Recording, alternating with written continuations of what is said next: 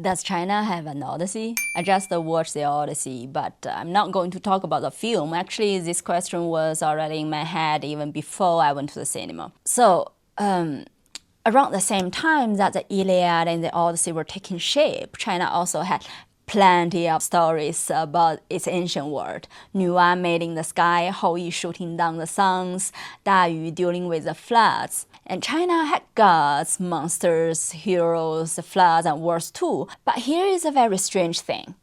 None of these people seem to know each other. The stories we know are scattered across different historical and philosophical texts. It's hard to step into ancient Chinese mythology the way we step into Greek mythology, as one huge interconnected mythological universe.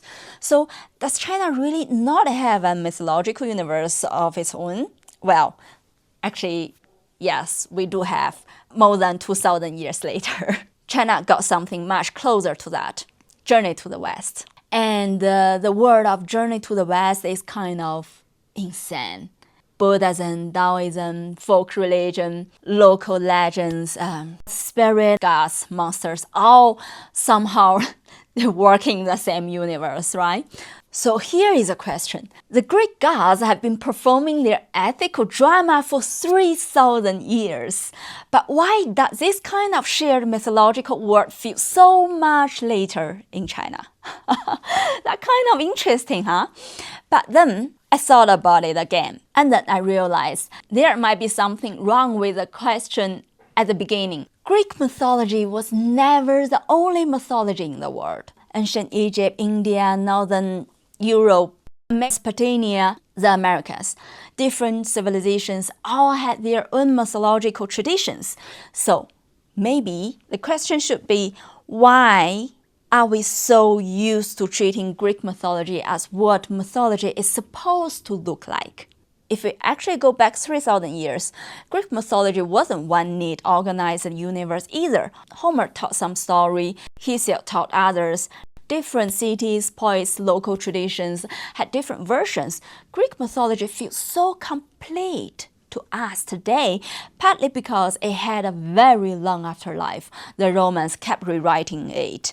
The Renaissance pushed it back to the center of the European culture. And then later, the literature, theater, psychology, novel, films, all kept returning to these stories, all the way to today, all the way to Nolan in Hollywood. So the Greek mythology we know today reached us partly because for 3,000 years people kept choosing them, preserving them, and interpreting them again and again.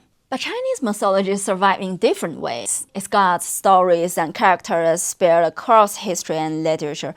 And over time, they kept being observed, rewritten, and recombined. So Journey to the West became one of the most famous places where all these different traditions come together. And another interesting thing there is the character Naja. This character also kept changing along the way.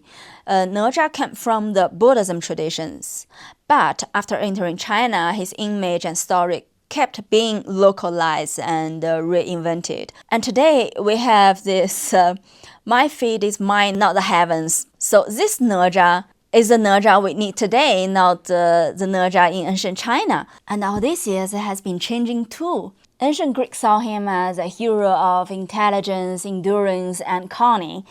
And Dante turned him to a man hunger for knowledge in Ulysses. Turned an epic journey into an ordinary day in Dublin. So now Nolan has rewritten the story again, and people are already arguing about what changed and whether he should have changed it. So these old stories and the characters were never really frozen in time. And also some other interesting comparison popping into my mind during I was watching it. So when I saw Odysseus walking along the coastline, almost despairing into the landscape, really beautiful, I thought of the oceanic feeling and this Chinese expression for it, 沧海一粟. And when I kept hearing about the end of the Bronze Age, the fall of civilization, And then I thought another idea from China more than 2,000 years ago, 礼崩乐坏, the collapse of the rich order. And when Xenia kept coming up into the film, and I thought something from Mengzi said, care for the elders in your own family and extend that care to the elders of others. Of course, I know that they are not the same idea at all. The ethic logic behind them is completely different. But that's exactly what makes the comparison interesting for me.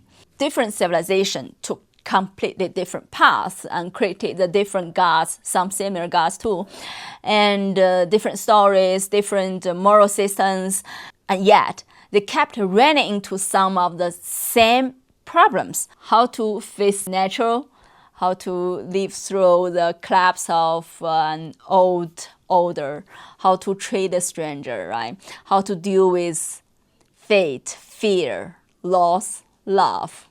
Very different culture get very different answers, but somehow we keep asking some of the same questions. And maybe after all, we are different, but not that different.